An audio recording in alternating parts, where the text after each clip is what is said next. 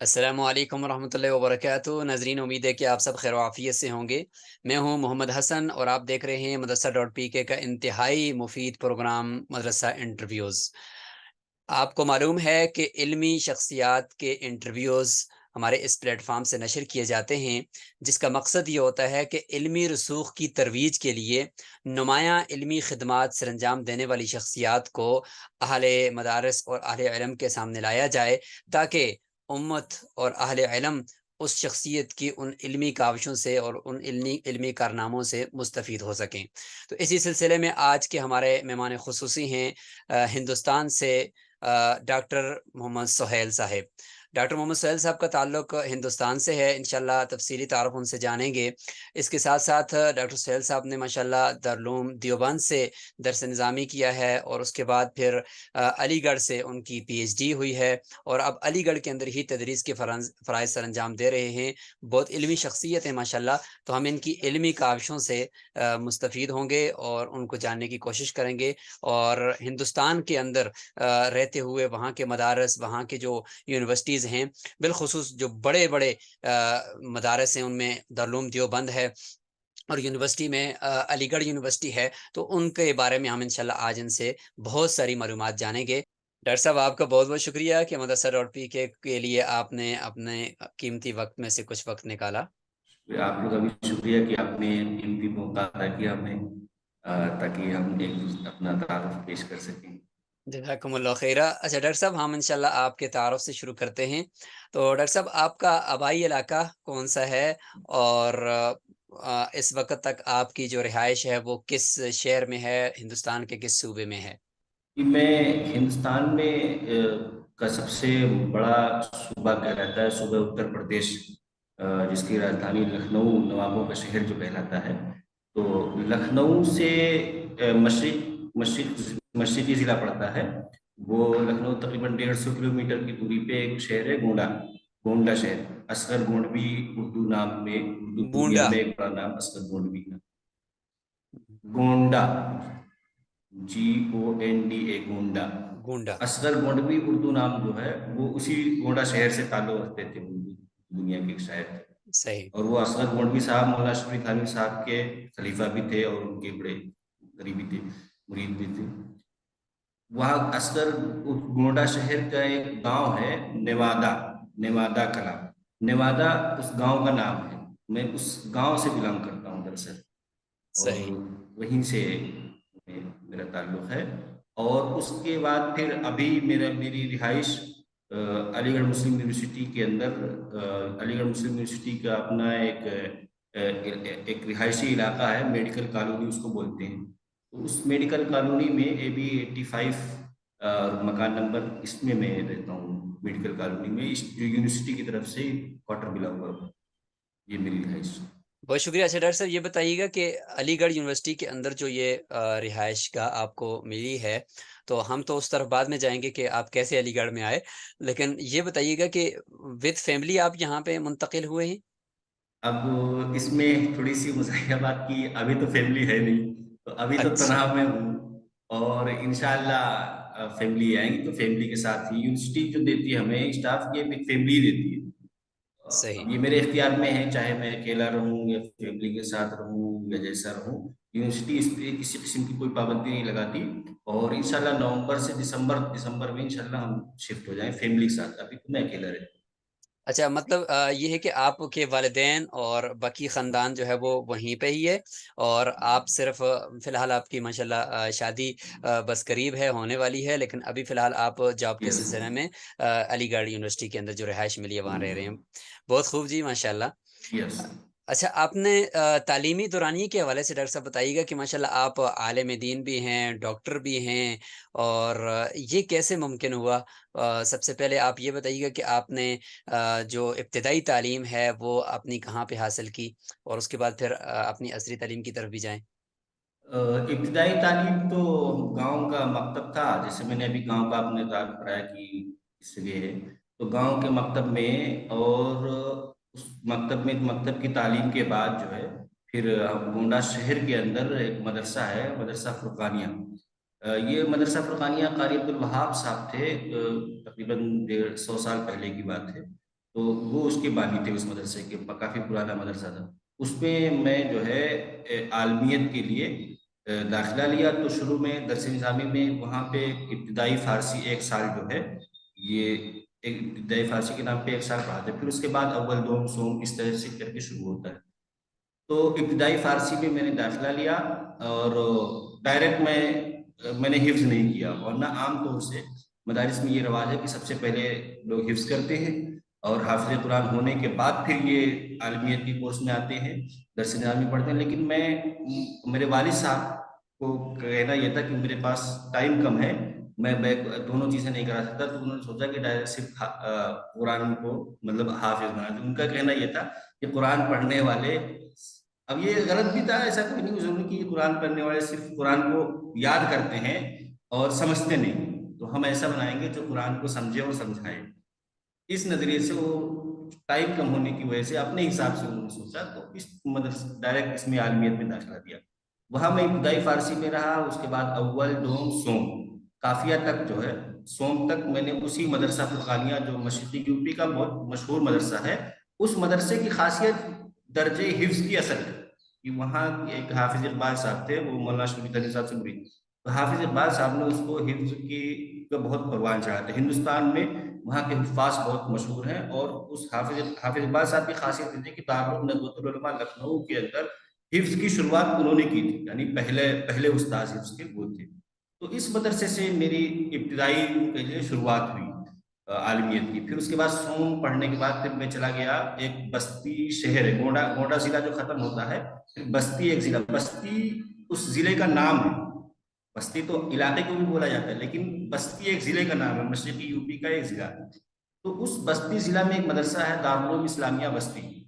اس دارالعلوم اسلامیہ بستی وہ ایک وہاں ہفتوں تک تعلیم ہوتی تھی اس وقت جب میں اس میں گیا، چہارم کے سوم برائے چھاروں، تو وہاں پہ میں نے چہارم پڑھی، اور وہاں پہ استاد تھے ہمارے بہت مشہور اساتذہ میں مولانا اسد صاحب ہیں، جو اس وقت مدرسہ امدادیہ مراد آباد میں شیخ الحدیث کی، اور مولانا حکیم اختر صاحب کے خلیفہ بھی ہیں وہ، حکیم اختر صاحب جو پاکستان کے مولانا شریف علی صاحب کے خلیفہ۔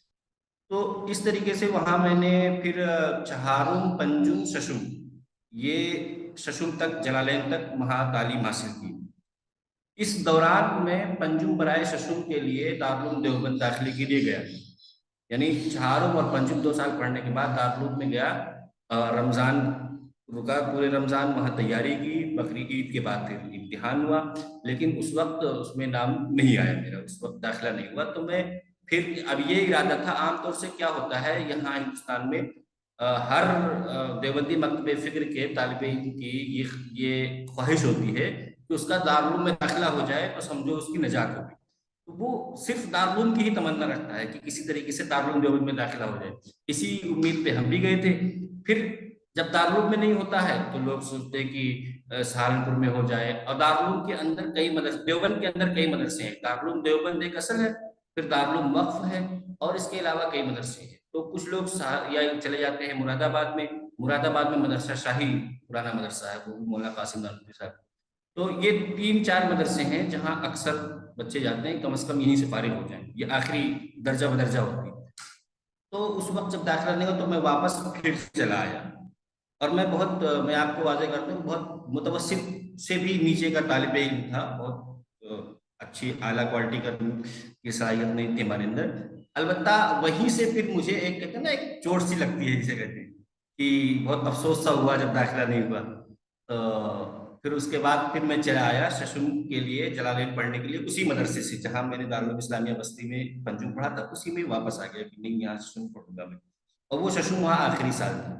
پھر میں وہاں رہا، اور میں نے اپنی زندگی میں پہلی بار ششم میں جو درس نظامی میں چلتا نا عبارت خوانی کا، میں نے زندگی میں پہلی بار اس کوشش کر کے عبارت پڑھنی شروع کی، پھر تکرار کی شروعات کی، مطلب اپنے لیول پہ، ورنہ میں سنتا تھا، صرف سامع تھا۔ پھر یہ کوشش جو ہے پھر ہماری کامیاب ہوئی الحمدللہ۔ پھر جب ششم برائے ہفتوں میں دارالعلوم میں گیا تب میرا داخلہ ہو گیا، اور اس وقت ہمارے مدرسے سے تقریباً 20 طالب علم ششم پڑھ کے گئے تھے، ان میں سے 5 لوگوں کا داخلہ ہوا تھا، جن میں سے 2 کا امدادی داخلہ تھا۔ दो में से एक मेरा था, एक मतलब जो जिस तरीके से वहां सेशन में जो टॉप पे होते थे वही वही यहाँ भी टॉप पे नाम आया था। तो इस तरीके से दारुल देवबंद में हफ्तुम में दाखिला हो गया मेरा। तो हफ्तुम में फिर उसके बाद दारुल देवबंद में कई सेक्शन होते हैं, तरतीब उसको बोलते हैं कि हफ्तुम में उस वक्त 3 तरतीब होती थी, उला सानिया सालिसा इस तरह से। अब तो शायद तरतीबें उसके और भी बढ़ गई हैं, स्टूडेंट ज्यादा आते हैं। तो 2011 2011 में मैं दारुल देवबंद में दाखिल हुआ। दारुल देवबंद 11 हफ्तुम पढ़ा और 2012 में दौरे में आ गया हफ्तुम के बाद, दौरे हदीस में। दौरे हदीस में था तो आमतौर से चूंकि ये मदरसे का आखिरी साल होता है हम तलबा का, तो अब यहीं से ये कश्मकश शुरू हो जाती है आखिरी साल में कि इसके बाद क्या करना है। तो घर वालों की, हमारे भाई थे तो वो बेसिकली वो सॉफ्टवेयर इंजीनियर थे, वो दुनियावी आदमी थे, उनको ये लगा कि इसको, वो अलीगढ़ कई बार कोशिश किए थे, उनका एडमिशन क्योंकि अलीगढ़ में नहीं हुआ, तो उन्होंने सोचा कि अलीगढ़ के लिए इसको भेजा जाए। तो मैं अलीगढ़ आया। अब मैं असली तालीम पे आ गया, उनकी ख्वाहिश के मुताबिक मैं अलीगढ़ आया। तो उन लोगों की, घर वालों की ख्वाहिश तो ये थी कि बीओएमएस कराने की, तिब्बिया कॉलेज में डॉक्टरेट पढ़ाने, डॉक्टरी पढ़ाने की। अलबत्ता फिर एक साल मैंने उसके लिए भी कोशिश की, तो उसमें भी बहुत टफ कंपटीशन होता है, आसानी से इतना होता नहीं। फिर उसकी तैयारी की, खैर उसमें नाम नहीं आया। अलबत्ता उसी साल मैंने बिना साल बेकार किए 2012 पढ़ करके मैं वहां से आया था देवबंद से, और दौरा करके फिर फौरन यहाँ मैंने इंट्रेंस इस दो दो कोर्स का दिया, एक बीएमएस का, एक MA Sunni theology, MA Sunni दीनियात में। तो एमए सुन्नी दीनियात में मेरा एडमिशन हो गया और बीएमएस में नहीं हुआ। तो मैं फिर वो उसका ख्वाब छोड़ दिया, डॉक्टर हकीम बनने का ख्वाब छोड़ के फिर मैं इस लाइन में आ गया। मैंने कहा अब तक इसी की तालीम रही है तो इसी को आगे किया जाए, दूसरी तरफ जाने के बजाय इस्लामी को ही आगे रखें, इसी में अपनी चीजें करेंगे। तो फिर मैंने एमए की सुन्नी दीनियात में, और एमए के फौरन बाद एक साल की, जब अगली साल जिसे एमए फाइनल हुआ, फिर उसका पीएचडी की सीट आ गई। तो पीएचडी के लिए डायरेक्ट उस वक्त अलीगढ़ मुस्लिम यूनिवर्सिटी में एमफिल उसी साल खत्म हुआ था। हिंदुस्तान में अभी कुछ यूनिवर्सिटियों में एमफिल होता है, लेकिन अक्सर यूनिवर्सिटी से एमफिल खत्म हो गया हिंदुस्तान में। अब डायरेक्ट एमए के बाद पीएचडी में एडमिशन दे देते हैं। तो एमफिल खत्म हो चुका था, डायरेक्ट पीएचडी में एडमिशन लेना था। तो पीएचडी में एडमिशन अल्हम्दुलिल्लाह अव्वल नंबर से हो गया, उसमें कोई तकलीफ नहीं हुई। वहीं से पढ़ा था, कोई गैप भी नहीं हुआ था। अच्छा, इसी बीच जो है मेरा, मैंने बीएड के लिए, जो बीएड यहाँ हिंदुस्तान में बैचलर ऑफ एजुकेशन, ये बीएड का कोर्स 12 तक, यानी जो स्कूल की तालीम होती है वहां तक के जो टीचर होते हैं उनको बीएड करना जरूरी होता है। ये तकरीबन हर जगह है, हिंदुस्तान में कुछ ज्यादा ही। तो उस इस उम्मीद पे कि बीएड कर लेंगे तो कुछ स्कूल स्कूल की जॉब मिल जाएगी, तो बीएड में मैंने एडमिशन ले लिया। और बीएड में मैंने 15 दिन क्लास की। 15 दिन क्लास करने के बाद पीएचडी में नाम, पीएचडी का थोड़ा प्रोसेस स्लो चल रहा था एडमिशन का, तो पीएचडी का रिजल्ट बाद में आया। फिर मैं बीएड छोड़ करके पीएचडी में आ गया। तो फिर पीएचडी की मैं 2015 के लास्ट से तकरीबन दिसंबर में एडमिशन हुआ था, तो 16 से पीएचडी की शुरुआत थी हमारी, और 21 में जो है डिग्री अवार्ड हुई मुझे। 21 में अल्हम्दुलिल्लाह फाइनल हो गया डिग्री। और फिर उसके बाद में इस दौरान मैंने कुछ काम किया। उसके बाद एक साल मुझे पीएचडी हुई। पीएचडी मुझे मार्च में अवार्ड हुई, तकरीबन 2022 के मार्च में अवार्ड हुई। और फिर मैं कोशिश में लगा रहा कि कुछ इल्मी काम किया जाए, कुछ अमली जिंदगी जिसे कहते हैं उसकी शुरुआत की जाए। तो उसके लिए मैं मदरसा डॉट पी के का मशहूर हूँ कि मेरी अमली ज़िंदगी की पहली शुरुआत मदरसा डॉट पी के से हुई। 2000 मार्च में, अप्रैल या मई में मेरा इसमें मैंने काम शुरू कर दिया था। अप्रैल में मैं जुड़ गया था और मई या जून से फिर काम शुरू किया, और नवंबर तक जो है मैं इस मदरसा डॉट पी के से जुड़ा रहा। नवंबर में, 29 नवंबर को यहाँ सिलेक्शन कमेटी हुई अलीगढ़ मुस्लिम यूनिवर्सिटी में, उसमें तकर्रुर तो हो गया, अलबत्ता ज्वाइनिंग हमारी बहुत लेट से हुई। ज्वाइनिंग हुई थी हमारी जाकर के जनवरी में, 2023 जनवरी, 21 जनवरी, फिर हमारा तदरीसी सफर का ये आगाज। बहुत खूब जी। बड़े शौक से हमने आपकी पूरे तालीमी दौरानिए को सुना है।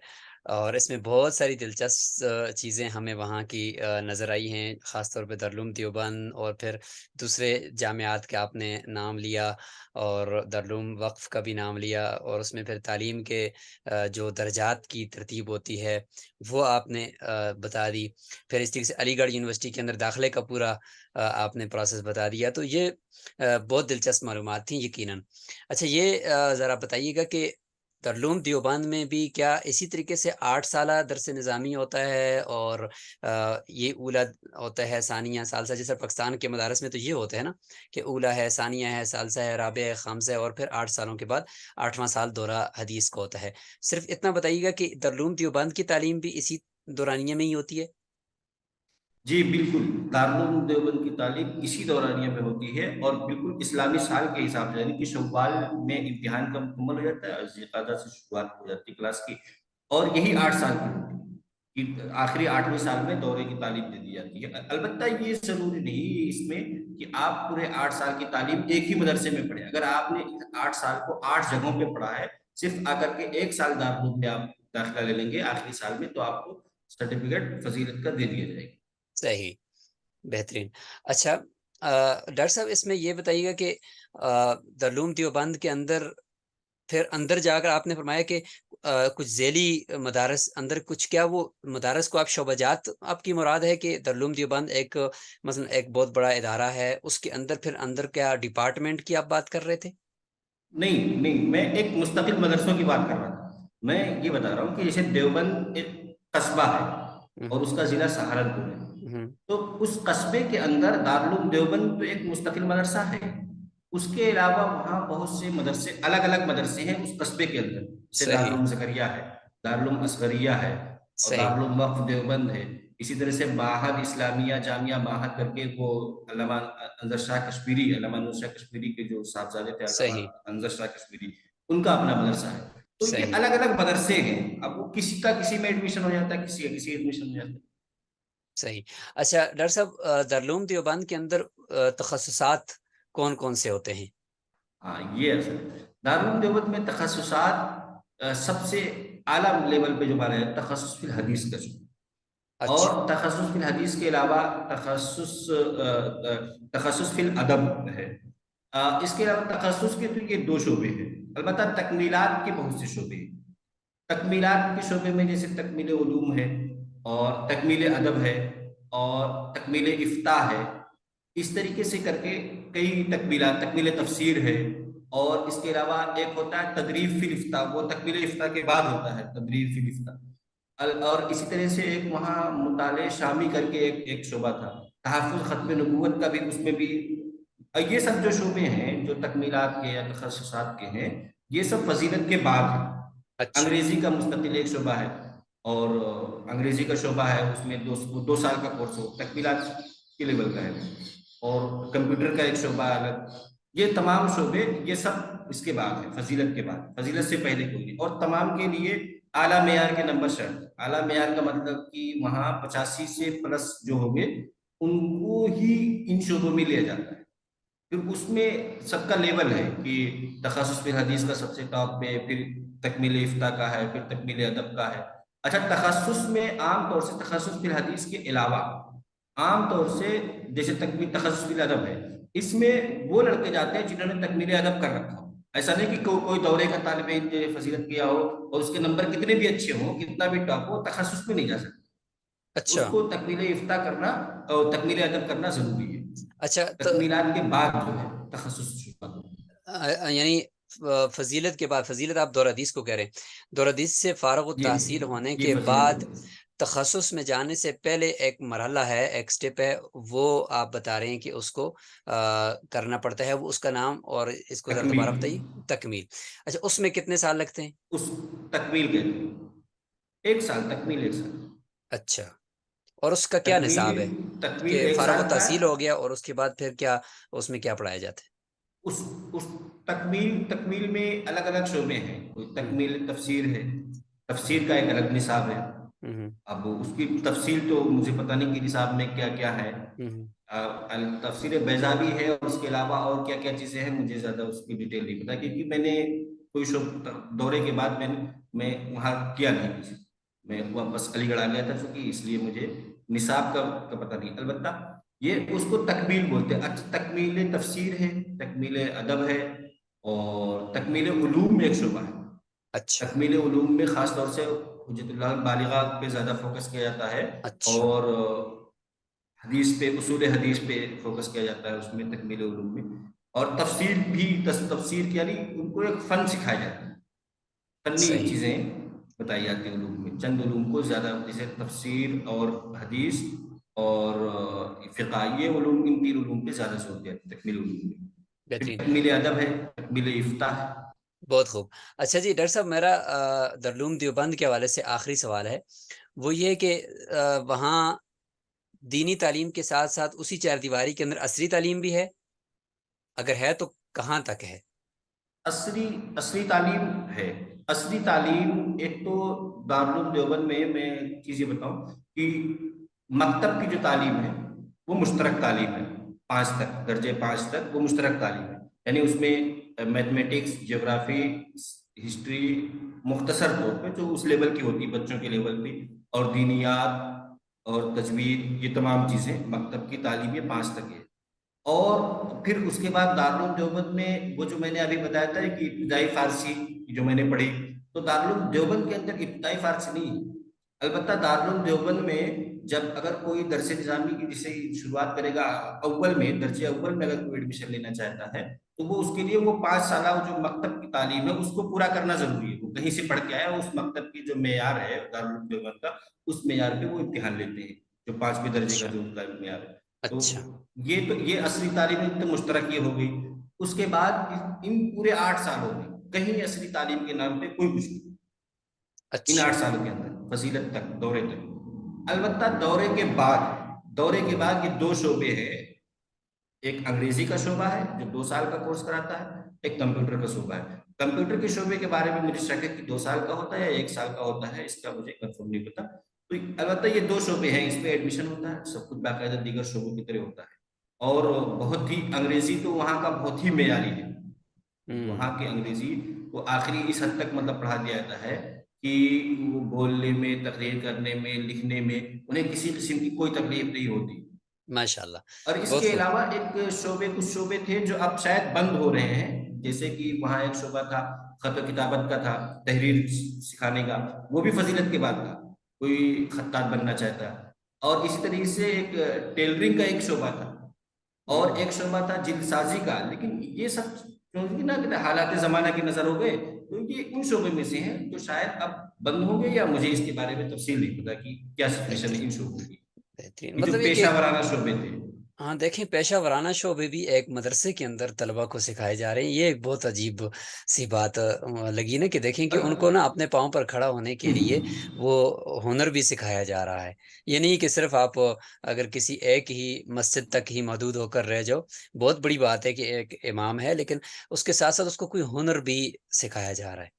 بہترین. یہ جو جیسے جلد سازی کا ہے، ٹیلرنگ کا ہے، یہ پرانے شعبے ہیں. یہ ہوں. اب جلد سازی کا جیسے ایک دور ختم ہو رہا ہے، سمجھ لیجیے جلد سازی کا وہ مشین کا کام ہو رہا ہے. اس کی جگہ پہ آپ کمپیوٹر کو رکھ سکتے ہیں کہ کمپیوٹر میں چیزیں یہ سکھائیں، پیج، ایم ایس ورڈ، یہ تمام چیزیں سکھائیے، بنیادی چیزیں کہ آپ کو کیسے کام کرنا ہے، کتابت وغیرہ.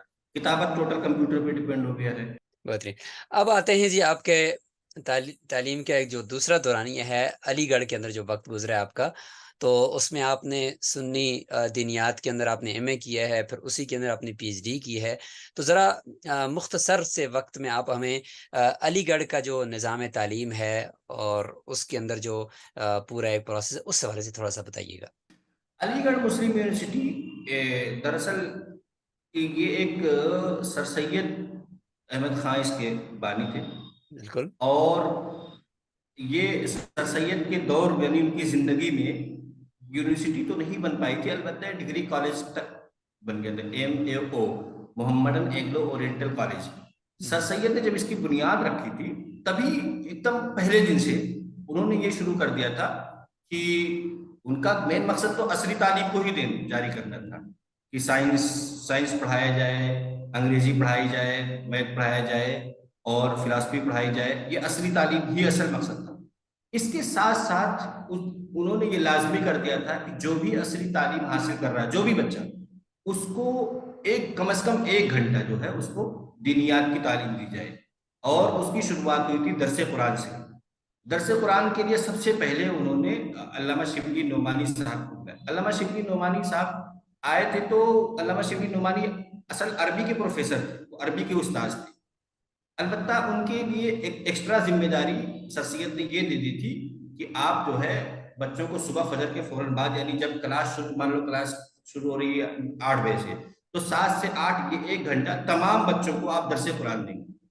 صحیح. اس طریقے سے ایک شروعات ہوئی. تو کچھ سالوں علامہ شبلی پڑھائے. اس کے بعد پھر سر سید احمد خان نے مولانا قاسم نانوتوی صاحب کو خط لکھا. سب سے پہلے تو یہ روایت میں آتا ہے, باقی یہ کنفرم بات نہیں, کہ ڈائریکٹ مولانا شبلی تھانوی صاحب کو انہوں نے کوشش کی کہ وہ آ جائے.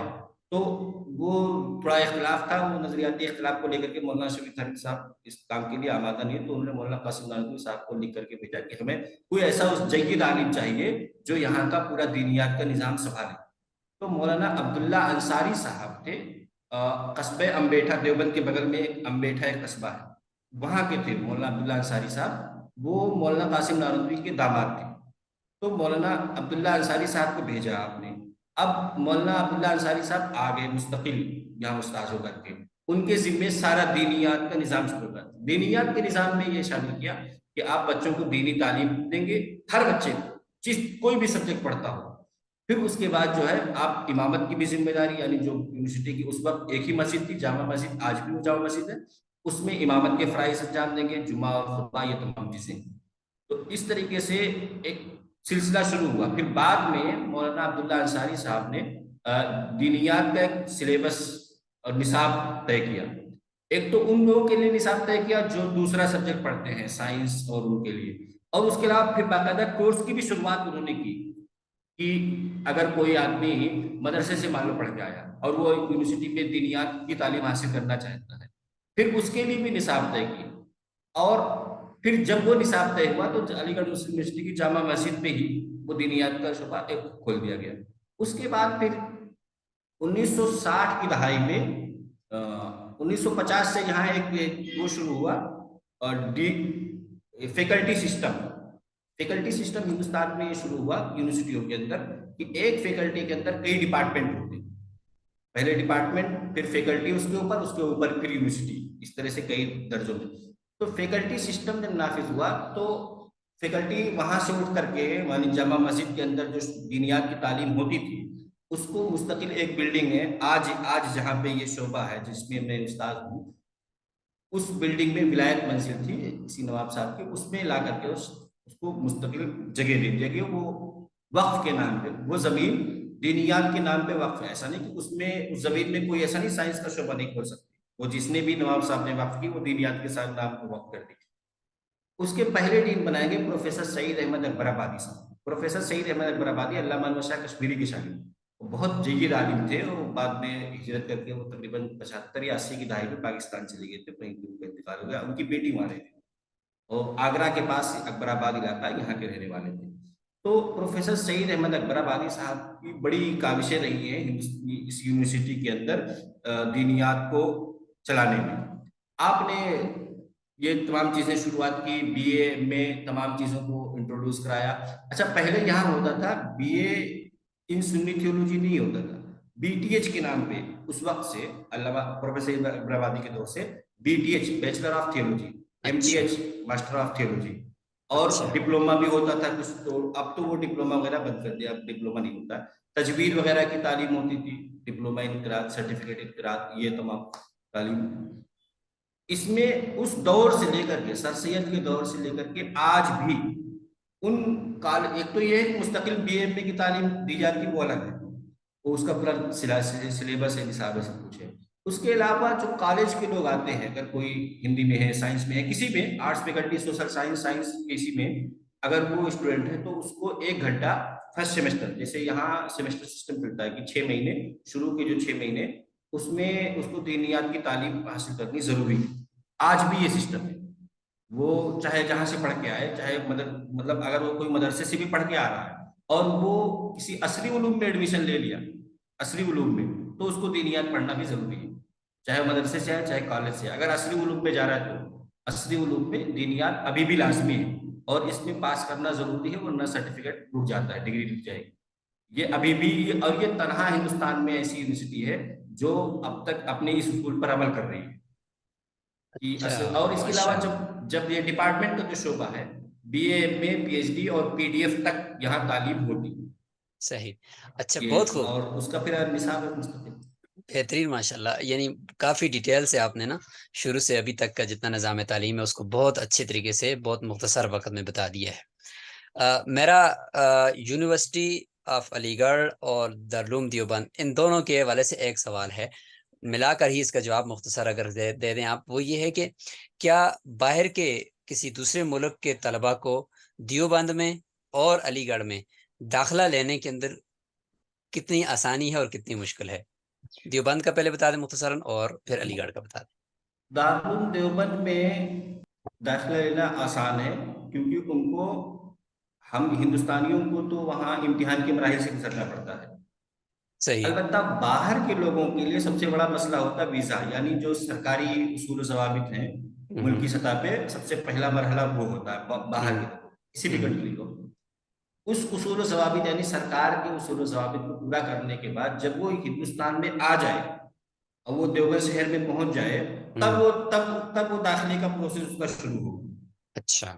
اور ہاں، وہ کسی ٹائم پہ بھی آ جائے تو اس کو اسی ٹائم پہ داخلہ لے لیا جاتا ہے۔ البتہ یہ ہے کہ اس سے اتنی چیزیں ضرور پوچھی جاتی ہیں، آپ نے کس شعبے میں داخلہ، کہاں سے کہاں تک تعلیم حاصل کی، کس میں داخلہ لینا چاہتے ہیں، اس لیول پہ آپ کی تعلیم ہے کہ نہیں ہے، کس درجے میں جانا چاہتے ہیں۔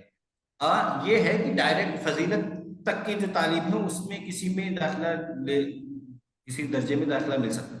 ایسا نہیں ہو سکتا کہ کوئی ڈائریکٹ فضیلت کر کے اس کو افتاء میں یا ادب میں یا تخصص فی الحدیث میں، اس میں نہیں، کوئی ڈائریکٹ ایڈمیشن نہیں ملتا، اس کو دور حدیث کرنا پڑے گا دارالعلوم دیوبند سے۔ دارالعلوم دیوبند سے دور حدیث کرنے کے بعد اگر وہ افتاء اور ادب اور تکمیل علوم، یہ تمام چیزیں وہ حاصل کرنا چاہے تو یہ کر سکتا ہے۔ البتہ دارالعلوم دیوبند کی تو یہ تو آسان، اس کا یہ پروسیس ہے۔ اور علی گڑھ مسلم یونیورسٹی میں اگر کوئی باہر کا اسٹوڈنٹ ایڈمیشن لینا چاہتا ہے تو یہاں ایک بڑی اس کی فیس جو ہوتی ہے یونیورسٹی کی، وہ ہندوستان کے لیے تو بہت معمولی ہے، اور باہر والوں کا کیا ہوتا ہے، اس کو کہتے ہیں ڈونیشن کے نام، ڈونیشن کا، اور ان کا بھی ایڈمیشن کبھی بھی کسی وقت ہو جاتا ہے۔ البتہ ترجیح ان لوگوں کو دی جاتی ہے جو سیشن کی جو شروعات ہوتی ہے اس ٹائم پہ کوئی آتا ہے تو۔ اور یہاں سیٹ جو ہے کوئی ریزرو سیٹ نہیں ہوتی ہے کہ فورن کی مان لو 5 سیٹ ہے کسی کورس میں، ایسا ریزرو نہیں، وہ اس کو ایکسٹرا لے لیا جاتا ہے کہ اگر فرض کر لو ایم اے سنی دینیات میں 20 سیٹ ہے، تو اگر فورن کوئی 5 لوگ آ گئے تو یہ نہیں ہوگا کہ سیٹ اوور ہو گئی ہے، ان 5 کو ایڈمیشن دے دیا جائے گا، 2 آئے تو 2 کو ایڈمیشن دیا جاتا ہے۔ البتہ یہاں بھی یہ شرط ہے، اس سے پوچھا جاتا ہے، اور یہاں پہ علی گڑھ مسلم یونیورسٹی کے اندر اس کو ڈگری شو کرنی پڑے گی، یعنی کہ اگر کس، ایک تو سرکاری اصول و ضوابط کو فالو کرنا ہی ہے، ویزا وغیرہ وہ سسٹم کس پرپس سے آئے ہیں وہ تمام چیزیں علی گڑھ، اور اس کا کام آن لائن ہوتا ہے، یونیورسٹی کا کام آن لائن بھی ہو جاتا ہے، ویب سائٹ پہ جا کے آپ نے اپلوڈ کر دیا اور وہاں سے چیزیں مل جاتی ہیں، فیس جمع کر دیا، اب آپ ڈائریکٹ ویزا لے کر کے آئے، ڈائریکٹ آپ کو صرف کلاس کرنا ہے، یہ بھی سسٹم ہے۔ اور اگر کوئی یہاں آ کر کے شروعات کرتا ہے آف لائن تو وہ بھی سسٹم ہے یونیورسٹی کے اندر، آف لائن آن لائن دونوں سسٹم ہوگا۔ البتہ فیس، اس کو جو بھی فیس ہوگی سرکاری، وہ مجھے پتہ نہیں، ان کی فیس زیادہ ہوتی ہے اتنا پتہ ہے، اور بنا اس کے انٹرنس وغیرہ کے ان کا ایڈمیشن ہو جاتا ہے، اور ہم لوگوں کے لیے تو انٹرنس کوالیفائی کرنا ضروری ہوتا ہے، اور ان کے لیے انٹرنس ضروری نہیں ہوتا، ان کا ایڈمیشن بنا انٹرنس کے بھی ہو جاتا ہے۔ البتہ یہ ہے جیسے پی ایچ ڈی وغیرہ میں اگر کوئی لیتا ہے تو اس کو ایک انٹرویو دینا ضروری ہوتا ہے، جسے پی ایچ ڈی میں یہاں یونیورسٹی میں ایڈمیشن لینے کے 2 مرحلے ہوتے ہیں۔ سب سے پہلا مرحلہ ہوتا ہے ریٹن ٹیسٹ، تحریری امتحان کوالیفائی کرنا، اس کے بعد پھر انٹرویو ہوتا ہے۔ تو ہم لوگوں کے لیے یعنی ہندوستان والوں کے لیے تو یہ دونوں پروسیس کوالیفائی کرنے کے بعد تب ایڈمیشن ہوتا ہے پی ایچ ڈی میں، لیکن باہر کا کوئی اگر آتا ہے پی ایچ ڈی میں تو اس کا ڈائریکٹ صرف انٹرویو ہوگا، ریٹن ٹیسٹ نہیں ہوتا۔ انٹرویو میں اب مجھے نہیں پتا کس لیول کا کیا ہوتا ہے، البتہ پی جی لیول کی جو ہوتی ہیں وہ چیزیں تو پوچھی جاتی ہیں، سبجیکٹ وغیرہ کی بھی بات کی جاتی ہے، کس سبجیکٹ میں ایڈمیشن لینا ہے اور کس ٹاپک پہ آپ کو پی ایچ ڈی کرنی ہے، یہ تمام چیزیں جب یہ فائنل کر دیتے ہیں जो इंटरव्यू लेने वाले होते हैं, आम तौर से जिस डिपार्टमेंट में आप इंटरेस्टेड हैं उसी डिपार्टमेंट के प्रोफेसर इंटरव्यू लेते हैं, उसमें चेयरमैन और डीन और एक तीसरे जो है सीनियर कोई टीचर होता है प्रोफेसर, वो 3 लोग इंटरव्यू ले लेते हैं। तो जब वो फाइनल कर देंगे कि हाँ ये एलिजिबल है पीएचडी के लिए, तो फिर उसको आगे एडमिनिस्ट्रेशन उसको कर देता है फाइनल। ये सिस्टम है एडमिशन। बहुत खूब जी। अच्छा, आपकी पीएचडी के अंदर आपका जो मकाला है, तो उसका क्या मौजू था और किस मौजू पर आपने वो मकाला लिखा? तो क्या वो ऐसा है कि उसका कोई लिंक मिल सकता हो जिससे कोई मुस्तफीद होना चाहे तो हो? तो ये ज़रा बताइएगा। मेरे मेरे पीएचडी का मकाले का उन्वान है हिंदुस्तानी और सामी मज़ाहिब में माद का तसव्वुर। दरअसल जब आम तौर से पीएचडी मौजू मुंतखब करने का तरीका हिंदुस्तान में ये होता है कि हर जगह भी यही होता है कि सबसे पहले आदमी अपना एक फील्ड तय करता है, किस फील्ड में जाना है, किस फील्ड में रिसर्च करना चाहता है, मज़ाहिब में जाना चाहता है, फ़िक़्ह में जाना चाहता है। ये चीज़ें फ़िक़्ह, तफसीर, हदीस, ये सब चीज़ें और मज़ाहिब, ये सब चीज़ें ये बेसिक सब्जेक्ट माने जाते हैं हमारे डिपार्टमेंट के, हमारी इस सुन्नी दीनियात के कोर सब्जेक्ट जिसे कहते हैं वो माने, वो एमए में पढ़ाए जाते हैं। अब इन 4 में से कोई एक फील्ड तय करना होता है, फील्ड के बाद फिर सब्जेक्ट, फिर टॉपिक तय करना होता है रिसर्च। अब जैसे मैं मज़ाहिब का टॉपिक, मज़ाहिब फील्ड अपना बनाया कि तकाबुल अदियान या तकाबुली तारीख़ मज़ाहिब, मुताले मज़ाहिब जो भी हो, इस उन्वान को मैंने अपना असल फील्ड बनाया। अब इस फील्ड में मुझे रिसर्च करनी थी तो ये गुमान तय करना था। इसके लिए अपने उस वक्त जो चेयरमैन थे उस टाइम पे अपने यहाँ डिपार्टमेंट में सीनियर प्रोफेसर थे, उनसे हमने मशवरा किया कि मज़ाहिब पे मुझे पीएचडी करनी। तो उन्होंने ये कहा कि जैसे मौलाना आज़ाद लाइब्रेरी, यहाँ अलीगढ़ मुस्लिम यूनिवर्सिटी की जो सेंट्रल लाइब्रेरी है, मरकजी लाइब्रेरी यूनिवर्सिटी की, वो मौलाना आज़ाद लाइब्रेरी है, मौलाना गुलाम आज़ाद के नाम। उसके अंदर रूल ये है कि यूनिवर्सिटी के अंदर कोई भी पीएचडी जमा करता है, किसी का भी थीसिस हो, किसी भी डिपार्टमेंट का हो, सब्जेक्ट वाइज वो उसकी एक कॉपी लाइब्रेरी में जाती है और लाइब्रेरी में रजिस्टर मेंटेन होता है। ये उस वक्त की बात, 2015 की बात बता रहा हूँ, अभी भी है। तो 2015 में जब मेरा एमए फाइनल हो गया, पीएचडी का प्रोसेस शुरू हुआ, उस वक्त से फिर मैं इस तलाश में लग गया। तो उन्होंने कहा कि जा करके उस रजिस्टर में देखो लाइब्रेरी में कि किन किन टॉपिक पे, मज़ाहिब के किन किन उन्वानात पे पीएचडी हो चुकी है। तो मैं लिख के ले गया 7-8 मज़ाहिब। फिर उन्होंने कहा कि अच्छा ये बताओ, माद या क़यामत या मरने के, हयात बादल मौत पे किस कोई पीएचडी में करनी चाहिए। तो फिर उन्होंने कहा इस पे आप कर लें। तो वहीं से फिर ये तय हो गया। तो हमने लिया हिंदुस्तानी और सामी मज़ाहिब में माद का तस्वुर। हिंदुस्तानी मज़ाहिब में 4 मज़ाहिब शामिल है जो बड़े मज़ाहिब कहे जाते हैं। जैसे, और वो बेसिकली मतलब ओरिजिनल हिंदुस्तानी है, जैसे हिंदुइज्म, बुद्धिज्म, जैनिज्म और सिखिज्म, ये यहीं से हिंदुस्तान से उभरे। ये अलग बात है कि बुद्धिज्म हिंदुस्तान में कम पाए जाते हैं, विदेश में ज्यादा, दूसरे मुल्कों में ज्यादा पाए जाते हैं। अलबत्ता ये बाकी 3 मज़ाहिब तो हिंदुस्तान में है ही ज्यादा। इसके अलावा जो सामी मज़ाहिब है, जो सामी नस्ल मज़ाहिब है, वो इस्लाम, यहूदियत और ईसाइयत, ये 3, तो कुल 7 मज़ाहिब का हमने तज़किरा किया। ये दरअसल एक सिर्फ तशरीहाती रिसर्च थी। हमने इसमें ये वाज़ेह किया कि इन 7 मज़ाहिब के अंदर हयात बादल मौत का क्या तस्वुर है, कि मरने के बाद जो है, जो जिंदगी है वो क्या है। अक्सर हम लोग जो मुसलमान हैं, तो मुसलमान खासतौर से ज्यादा जानते हैं, अपने मजहब का तो हमें पता है और कुछ हद तक पता है कि जो इस्लाम का तस्वुर है हम समझते हैं वही यहूदियत में है, जबकि यहूदियत में 3 तस्वुर है। अब इसको मैंने इन तीनों, यहूदियत की इन 3 तस्वुर को और ईसाइयत में जो है उसको बड़ी तफसील से लिखा हमने कि ईसाइयत में खास तौर से ये कुर्ब क़यामत से मुतालिक जो अलामात से मुतालिक है, क्योंकि इंजील में जो बयानात हैं इससे मुतालिक क़यामत से और उस वक्त की जो बादशाहत है, उसमें ऐसा लगता है कि जब तक मतलब ईसा अलैहिस्सलाम और उनके जमाने में, यानी उस वक्त जो हवारी वगैरह थे या वो उन्हीं उसी दौर में क़यामत कायम हो जाएगी। उनके इस बयान से लगता है कि इतना करीब क़यामत का दौर है कि ईसा अलैहिस्सलाम की वो उनके रफ़े आसमां, रफ़े समा के बाद जो है, और जब तक वो 12 हवारी जिंदा थे, उन्हीं 12 हवारियों की जिंदगियों में ही क़यामत हो जाएगी। उनके इस बयान से ऐसा ऐसा लगता है। तो मैंने इसकी बड़ी वजाहत की तफसील से। उसके बाद फिर हिंदुस्तानी मज़ाहिब में क्या है, हिंदुस्तानी मज़ाहिब में जो बेसिक चीजें हैं ना, वो आवागमन का कॉन्सेप्ट है। चारों मज़ाहिब में एकदम क्लियर कट बात ये है कि चारों मज़ाहिब में, कहने को तो ये मज़ाहिब अलग अलग है, लेकिन یہاں پہ آ کر کے اس کانسیپٹ پہ، حیات بعد الموت پہ سب ایک ہو جاتے ہیں. سب کا یہ کہنا ہے کہ آواگمن ہوتا ہے.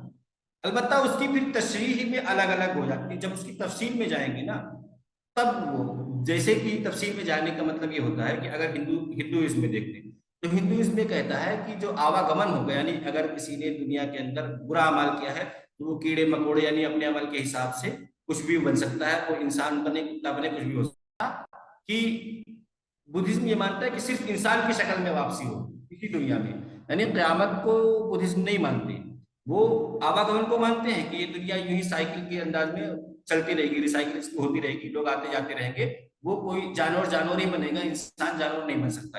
یہ بڑی تفصیل آگے جا کر کے سکھ بھی اس کو نہیں مانتا ہے، ہندوازم کے یہ ہندوازم اس کو مانتا ہے کہ وہ جانور اور چرند پرندے تو اس پہ ہم نے بڑی تفصیل سے انہی کے اور پوری ہم نے یہ کوشش کی کہ جو جس کی مذہبی کتب ہیں، خاص طور سے جن کے بارے میں مقدس کتب کا لفظ استعمال کرتے ہیں، تو ان کے جو حوالے سے وید ہے یا گرنتھ ہے سکھزم میں، تو ان سب کے حوالے سے، اسی طرح سے جینزم میں اگماگ کے نام پہ جو ان کی کتابیں ہیں، اور بدھزم میں تریپٹک کے نام سے، تو یہ جو مذہبی کتابیں اسی کو ہم نے اوریجنل سورس بنایا. اور یہ میری جو تھیسس ہے، یہ تھیسس ہندوستان میں ایک چیز چلتی ہے، شودھ گنگا ایک ویب سائٹ ہے، سرکاری ویب سائٹ ہے. اس کا مطلب اس ویب سائٹ کا مقصد یہ ہے، شودھ گنگا، شودھ جو ہے تحقیق کو کہتے ہیں ہندی میں، تو یہ ہندی کا لفظ ہے دراصل شودھ گنگا، گنگا وہ ندی کے نام پہ، اسے تحقیق کی ایک پوری سنگم یا ندی کہہ لو، تحقیق کا اس نام سے ویب سائٹ بنائی سرکار نے. اور اس میں کیا کہا کہ ہندوستان میں جہاں بھی پی ایچ ڈی ہو رہا، جتنی بھی یونیورسٹیوں میں، سب کو اس ویب سائٹ پہ اپنی تھیسس اپلوڈ کرنی ضروری ہے. تو اس پہ مل جائے گی ہماری تھیسس. موضوع کے اعتبار سے دیکھیں گے، شودھ گنگا میں جا کے علی گڑھ مسلم یونیورسٹی، پہلے علی گڑھ مسلم یونیورسٹی میں جا کر کے سنی دینیات کے اندر پھر یہ میرا نام آ جائے. اچھا، آپ ایسا کر سکتے ہیں شیخ کہ اپنی جو یہ مقالہ ہے اس کا لنک وہاں سے جنریٹ کر کے دے دیں، جو ناظرین کے استفادے کے لیے ڈسکرپشن کے اندر ہم ڈال دیں گے اور وہ اس سے مستفید ہوں گے. ہم آپ کو پرسنل شیئر کر دیں یا اس میں جی شیئر؟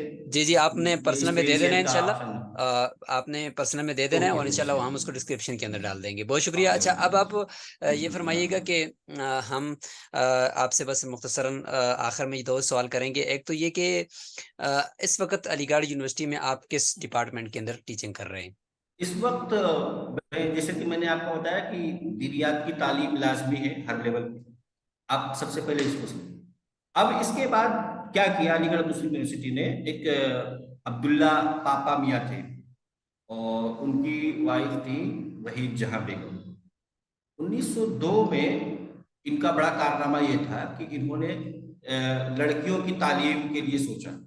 انہوں نے خالص کی لڑکیوں کی تعلیم کا نظام ایک مستقل الگ ہونا چاہیے، یہ انہوں نے اس کو سوچا.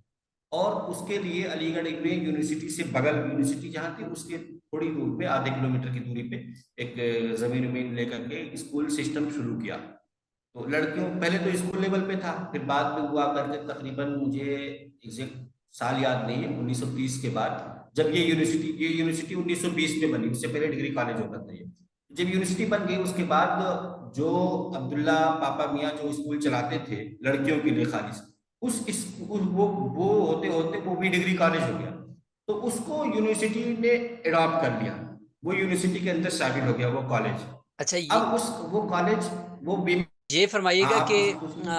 یہ بتائیے گا کہ یونیورسٹی کے اندر مخلوط تعلیم نہیں ہے، مطلب لڑکیوں کے لیے الگ ہے؟ نہیں اور ہے، یہی بات میں کلیئر کر رہا ہوں، یہی بات ہے. یونیورسٹی کے اندر 2 طرح کی تعلیم ہے، مطلب مخلوط غیر مخلوط کے بارے میں. کچھ جیسے پروفیشنل کورسز جو ہیں، جیسے کہ انجینئرنگ کی تعلیم ہے، میڈیکل کی تعلیم ہے، اور سائنس کے کچھ سبجیکٹ ہیں. تو اس طریقے سے یہ تو مخلوط تعلیم ہے، ٹوٹل مخلوط تعلیم ہے. البتہ جیسے آرٹس کی تعلیم ہے، فیکلٹی آف آرٹس میں جو شعبے آتے ہیں، سوشل سائنس ہے، یہ سب جو شعبے ہیں اس کے اندر جتنے علوم آتے ہیں، اس کے لیے وہ جو ابھی میں بتا رہا تھا کہ ویمنس کالج عبداللہ پاپا میاں نے جو کالج بنایا تھا، اس کو وہاں پہ شفٹ کر دیا گیا، یعنی کہ بی اے تک، اور صرف یہ بی اے تک ہے، یہ بھی بتاؤں. اور کچھ کورس تو فائنل ایئر میں آ کر کے اس کو یونیورسٹی میں آ جاتی ہیں مین ڈپارٹمنٹ میں، اور وہاں کالج میں گریجویشن تک ان کی تعلیم ہے، 3 سال کا جو BA ہوتا ہے وہ لڑکیاں وہاں پڑھتی ہیں. اس کے بعد پھر وہ ایسا نہیں کہ وہ کوئی الگ کالج ہے، یونیورسٹی کا ہی پارٹ ہے، سب کچھ یونیورسٹی کا ہے. یونیورسٹی کے اسٹاف ہوتے ہیں، تمام اسٹاف وہاں کا اسٹاف، یونیورسٹی کا اسٹاف سب برابر ہے. وہ جیسے ہندوستان میں ڈگری کالج کا کانسیپٹ ہے ایک الگ ہے، وہاں بھی ہوگا. تو وہ دیگر ڈگری کالج کی طرح یہ کوئی ڈگری کالج نہیں ہے، بس اس کا ایک سیکشن کہہ سکتے ہیں کہ ویمن سیکشن الگ کر دیا گیا. تو میں آپ کو یہ بتا رہا تھا کہ جیسے سنی دینیات ایک شعبہ ہے. اب سنی دینیات کے ذمے یہ ہے کہ عصری تعلیم میں جو دینیات پڑھائی جاتی ہے اس کے لیے اساتذہ کا تقرر ہوتا ہے. تو میرا جو تقرر ہوا وہ ویمنس کالج کے اندر ہوا، مطلب کہ جو بچیوں کو جو تعلیم دی جاتی دینیات کی اس میں میرا تقرر ہوا، اور میں ویمنس کالج میں اسسٹنٹ پروفیسر کی پوسٹ پہ میرا تقرر ہوا. اور جنوری 2023-21 سے میں اس میں تدریسی فرائض انجام دے رہا ہوں. اور یہ شعبے میں بھی میری ایکٹیویٹی رہتی ہے، جیسے کہ اگر مان لو جب PhD وغیرہ، PhD میں بھی PhD کرا سکتا ہوں، کوئی بھی ریسرچ میرے انڈر میں ریسرچ کرنا چاہے تو PhD کا کام ڈپارٹمنٹ سے ہوتا ہے، اور ڈپارٹمنٹ کو پورا اختیار ہے کہ ڈپارٹمنٹ مجھے اگر چاہے تو BA MA کی بھی کلاس دے دے.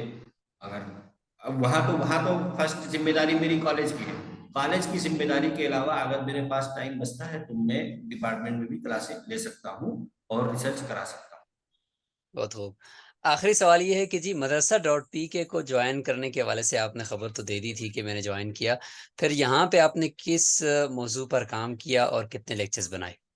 جیسے کہ میں نے ابھی واضح کر دیا تھا کہ اپنے اسی PhD کے بارے میں ایک فیلڈ طے کیا تھا میں نے.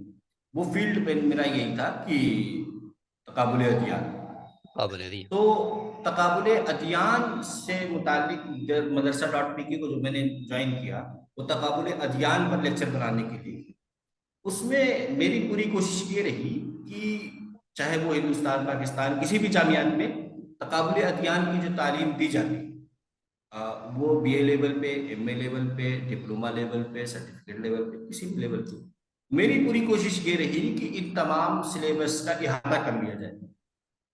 ان تمام سلیبس کا احاطہ کر لیا جائے. اگر کوئی MA کر رہا ہے تقابل ادیان میں تو اس کو وہ لیکچر جو MA کے لیے ضروری ہوتا ہے، BA کر رہا ہے اس BA سے متعلق اس کو وہ لیکچر تمام یہاں مل جائے. اس کے لیے میں نے پورے تقابل ادیان کے تمام موضوعات کا، تمام عناوین کا احاطہ کیا. تو تقریباً 122 لیکچر بنے تھے. وہ 122 لیکچر مکمل کیے تھے میں نے. اور اس کے علاوہ یہ جب تقابل ادیان کا پروجیکٹ مکمل ہو گیا تھا تو پھر اصول تحقیق کا ہوتا. اصول تحقیق سے میری دلچسپی 2 وجہ سے رہی. ایک تو یہ کہ ہندوستان میں ایک نیشنل ایلیجیبلٹی ٹیسٹ ایک ہوتا ہے. نیشنل ایلیجیبلٹی ٹیسٹ کا مطلب ہوتا ہے کہ آپ اسسٹنٹ پروفیسر کے لیے ایلیجیبل ہو رہے ہیں اور PhD کے لیے بھی ایلیجیبل ہو رہے ہیں اگر کوئی یہ ایگزام کوالیفائی کر لیتا ہے. میں نے الحمدللہ یہ 2 بار اس ایگزام کو کوالیفائی کیا، نیشنل ایلیجیبلٹی ٹیسٹ کو. 2 بار کوالیفائی کرنے کا پھر یہ نتیجہ نکلا کہ اس میں بہت سے عناوین پہ جو اس کا جو سلیبس ہے اس میں جہاں بہت سے عناوین ہیں اس میں ایک سب سے اہم جو عنوان ہوتا ہے وہ ریسرچ میتھڈولوجی کا ہے. ریسرچ میتھڈولوجی مطلب اصول تحقیق کا. تو کچھ تو میں نے وہاں پڑھا. اس کے بعد پھر PhD کے اندر ہندوستان میں کورس ورک کے نام پہ PhD کی اصول تحقیق کی ایک پوری کلاس ہوتی ہے، بلکہ یہ ہر جگہ جہاں بھی PhD ہوتی ہوگی وہاں اصول تحقیق کی کلاس ہوتی ہے. تو اصول تحقیق کی اس 1 سال بلکہ 1.5 سال کے پورا اس کی تعلیم اور ایگزام کا لے کر کے عرصہ 1.5 سال کا رہا. تو پہلے تو میں نے اصول تحقیق کو پڑھی. اس کے بعد پھر میں ایک ایڈیٹر، ایک سیمینار میں مولانا آزاد نیشنل اردو یونیورسٹی وہاں پہ اصول تحقیق پہ ایک سیمینار تھا، اس کے لیے میں نے پیپر لکھا تھا. وہ تو مختلف موضوعات پہ اس میں آپشن تھے. تو اسلامی علوم میں تحقیق کے اصول و ضوابط، اس موضوع پہ میں نے ایک ریسرچ پیپر لکھا اور اس کو اردو زبان میں. تو میری پوری کوشش یہ رہی کہ جو موجودہ دور میں اور جو پرانے دور میں جو تحقیق کا لیول تھا اور آج کے دور میں کیا تبدیلی آئی ہے اور آج کے لیول پہ کیا چیزیں جاننی چاہیے کہ اسکالر کو، کن چیزوں سے ماہر ہونا چاہیے اور کیا اصول ہیں جن کو اختیار کرنا چاہیے تاکہ اسلامی علوم کو تحقیق کر سکے. ان تمام کی رعایت کرتے ہوئے میں نے اس پیپر کو لکھا. وہیں سے میری دلچسپی یہ رہی کہ اس پہ بھی کچھ کام ہونا چاہیے. چنانچہ جو اصول تحقیق کا لیکچر ہوتا ہے وہ بھی میں نے اپلوڈ اس پہ کام کیا اور وہ بھی 45 یا 50 کے قریب پورے لیکچر ہے.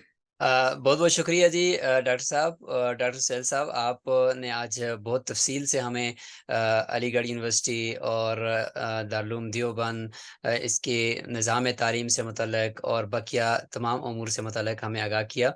इंशाल्लाह आपका जो वो मकाला है उसका लिंक भी डिस्क्रिप्शन के अंदर अपलोड कर दिया जाएगा, और एक इसके मिनट साथ अगर ही आप जी बिल्कुल, जी ज़रूर। 1 मिनट आप दें, एक चीज़ मिस रह गई अगर आप चाहें तो। तो जी एक ज़रूर। चीज़ ये है कि जैसे मैंने अभी बताया कि मैंने असल फ़ील्ड तक़ाबुल अदयान को तय किया। तो जब पीएचडी मेरी हो गई थी, तो मेरे सुपरवाइज़र जो थे मेरे उस्ताद जो थे पीएचडी के, प्रोफ़ेसर मोहम्मद सलीम कासमी साहब, उन्होंने कहा कि आप कोई बहुत अच्छा काम करो, कोई इसके अलावा आप तो पीएचडी हो गई लेकिन काम को रोको नहीं, तहक़ीक़ का काम को रोको नहीं। उसके लिए फिर मैंने क्या किया, इस साबईन के सिलसिले में मैंने थोड़ी रिसर्च करनी शुरू की। साबईन की रिसर्च के सिलसिले में फिर मैं उसमें पहले तो मैंने मकाला लिखा, और मकाला लिखने के बाद इत्तेफ़ाक से एक सेमिनार हुआ, फिर मैंने एक दूसरा मकाला लिखा सेमिनार के लिए। तो इस तरीके से साबईन पे मेरी अच्छी रिसर्च हुई, और उसी दौरान मुझे ये लगा कि हिंदुस्तान में तकरीबन 100 साल से ये मौज़ू बहस रहा है हिंदुस्तान-पाकिस्तान में, और कि साबईन से मुराद कौन लोग हैं। और हिंदुस्तान में अक्सर लोग, जैसे कि सबसे पहले मौलाना मुनाज़िर हसन गिलानी साहब ने ये राय पेश की, इससे मुराद बुद्धिज़्म हो सकते हैं। फाइनल तय नहीं किया कि हो सकते हैं। अब उस पे फिर दूसरे लोगों ने तनकीदें की, अपने-अपने एक मकाले लिखे। वो तमाम चीज़ उर्दू में जितने मकाले थे, और फिर इस दौर में, जदीद दौर में साबईन पे जो किताबें लिखी गईं कि अस्साबिऊन अल-बंदाइयून, ये एक अरबी किताब है, उसमें वो सब चीज़ें मैंने देखी। उसके बाद मैं इस नतीजे पे पहुँचा कि नहीं, इस पे लिखना चाहिए। तो मैंने उसको किताबी शक्ल में लिखी, क्योंकि बुद्धिज़्म का मेरा मुताला था। बुद्धिज़्म को मैं अच्छे से लिख चुका था उसमें अपनी पीएचडी में। तो मैंने ये सोचा कि क्यों ना इस मसले को अपनी हद तक हल किया जाए।